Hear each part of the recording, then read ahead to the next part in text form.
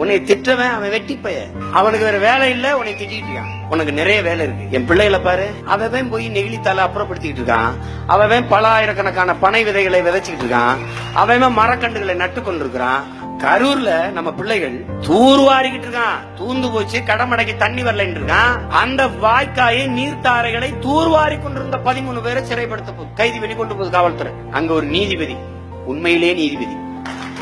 அதுக்கு உங்களுக்கு அர்த்தம் புரியும்னு நினைக்கிறேன். என்ன குற்றம் அவங்க செஞ்சாங்க? ஐயா தூர்வாரினாங்க. ஆமா, அரசு செய்ய வேண்டியதுதானே அவங்க செஞ்சாங்க, நீங்களும் செய்யல, அவங்களையும் செய்ய விடலைன்னா எப்படி?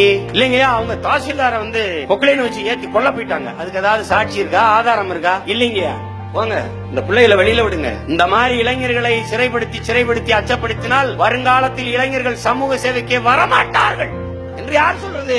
அப்படிப்பட்ட நீதிபதிகள் இருக்கிற வரை இந்த நாட்டில் நீதி செத்து போகாது. நான் பல தடவை சொல்லிட்டேன், என்னைய திட்டதுக்கு நானே கவலைப்படுறதில்லை, நீ ஏன் கவலைப்படுற?